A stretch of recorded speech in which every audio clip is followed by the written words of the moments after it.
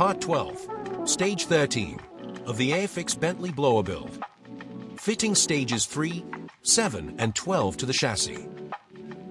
Do you like the series so far? Leave a comment below. Let me know what you think. Painting part number 87. Before assembling the completed parts. 1 coat of matte black, 33. Then 2 coats of silver number 11. All 100% Humbrol enamel paints.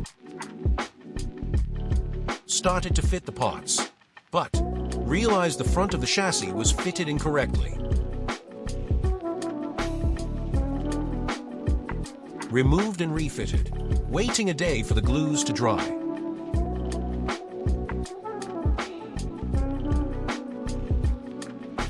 Took some time to get right. Very weak fitting. I can't help thinking, something will break off later. There are a lot of stress points. Put to one side to allow the glues to dry. End of part 12. Do you find these videos helpful? Please like and subscribe.